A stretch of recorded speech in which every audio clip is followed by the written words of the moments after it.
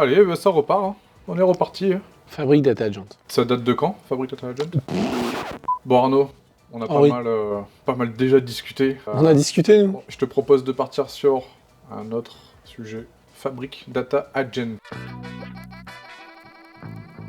C'est un des items de Fabric que je préfère. Ouais, pourquoi? Parce que je pense que ça répond à un besoin qui était jusqu'à maintenant pas forcément très bien adressé, qui est le besoin d'avoir des réponses à des questions métiers, mais de manière spontanée. Donc faut imaginer, les métiers ont des besoins, ils se posent des questions, ils ont besoin d'analyse, ils ont besoin d'indicateurs pour piloter, mais de manière ponctuelle, où tout d'un coup ils ont une idée un matin en se levant, j'ai besoin de cette information-là. Quelle est la moyenne des ventes, des machins, sur les X dernières années, sur telle catégorie de produits? Est-ce qu'on est plutôt en hausse ou est-ce qu'on est plutôt pas bon? Jusqu'à maintenant, la façon de le faire, c'est quoi? C'est self-service BI. Et c'est déjà pas mal. Avant, il y a longtemps, ils auraient été en mode ce qu'on appelle bureau query. C'est-à-dire qu'ils auraient été voir l'IT ou les responsables data et ils auraient dit est-ce que tu peux me faire un reporting là-dessus? Et puis le mec aurait dit tu auras la réponse dans 3 semaines, et encore 3 semaines c'est plutôt 3 mois. Ensuite, ils ont eu la possibilité, grâce à des outils comme Power BI, de se faire eux-mêmes leurs propres métriques et de faire leur propre tableau de bord. Donc il y a plusieurs niveaux un peu subtils. C'est soit je fais que la partie data vis, mais il faut que du coup les métriques soient déjà disponibles ou presque disponibles, soit carrément dans Power BI c'est des power users et ils peuvent faire eux-mêmes leur chargement de données, créer leurs indicateurs en DAX et tout. Bon, néanmoins, ça finit quand même par la data vis. Pour répondre à une question ponctuelle, c'est un peu dommage de devoir faire un tableau de bord et tout ça. C'est un peu sortir l'artillerie lourde pour rien. Donc du coup, la prochaine étape, c'est quoi? C'est Fabric Data Agent, et donc c'est l'IT met à disposition un agent que tu vas interroger en langage naturel sur des questions métiers et qui va générer des requêtes sur les données présentes dans OneLake. Donc ce qui est intéressant, c'est qu'on va avoir du coup la possibilité de concevoir un agent spécialisé dans le requêtage, mais la conception elle-même de l'agent est relativement facile. Et c'est ça que j'adore moi dans ce use case.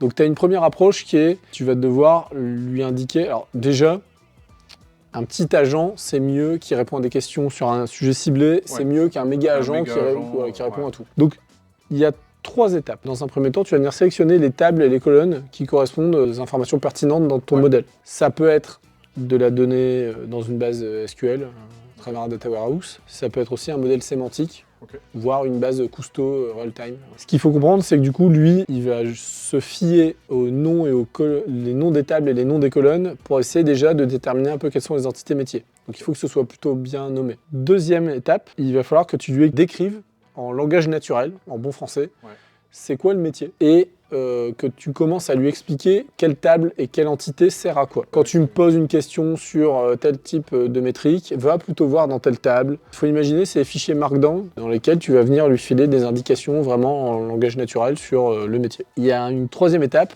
qui n'est pas négligée, un entraînement de type few shots, c'est-à-dire que tu vas lui filer des exemples de questions-réponses tout faits pour telle question métier.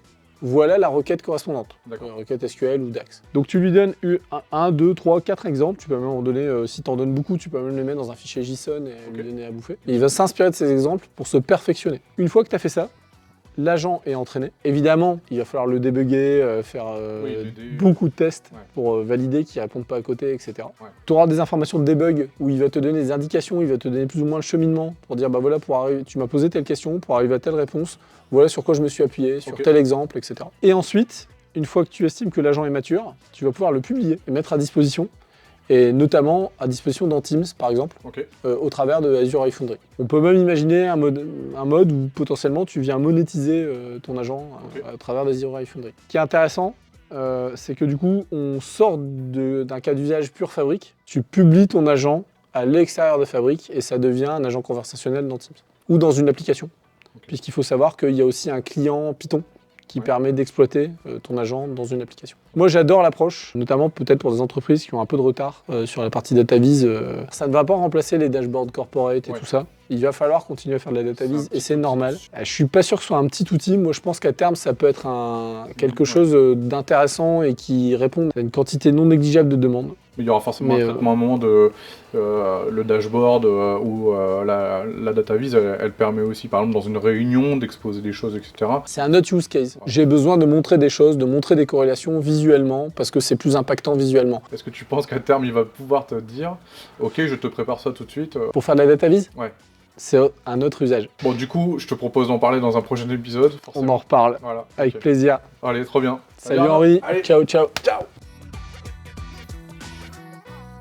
On est pas mal.